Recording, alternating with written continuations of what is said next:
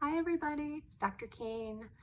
I am talking today about another one of my pet peeves, which I don't know how well these go over or not, but I'm going to talk about it anyway because it is something that comes up for me quite a lot and it does really bother me. And I'm hoping by talking about it and throwing the net out there a little bit, casting the net to see if other people have similar experiences or if you even possibly learn something from this. I really hope that it reaches at least one person that maybe would reconsider how they think about things. So one of my pet peeves today is about the way that bipolar is being diagnosed.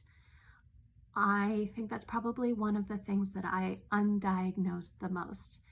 If you look at our handy little DSM-5 criteria book, it's really important for you to understand that there are two forms of bipolar. There's bipolar 1, bipolar 2.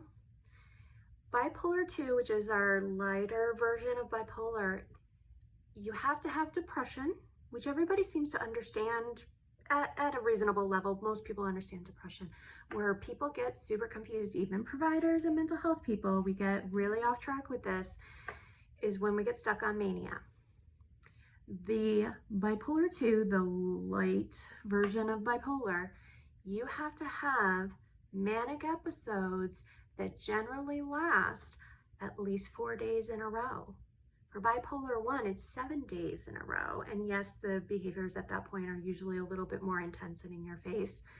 But it is not, bipolar is not mood swings. It is not temper tantrums.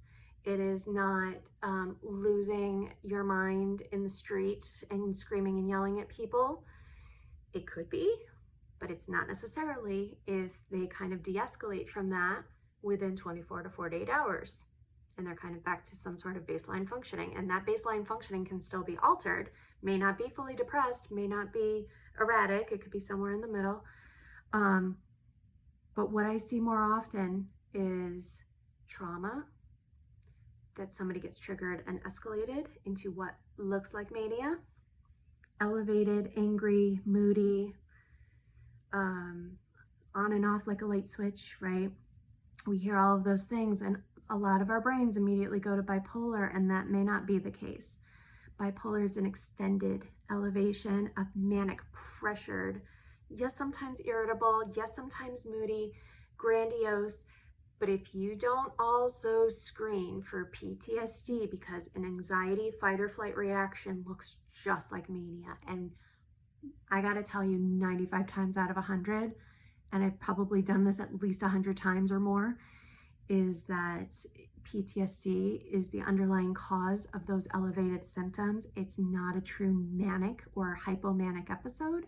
And so it's something we have to be super careful about, and we probably should all get a little bit re-educated about what those symptoms are and what it looks like.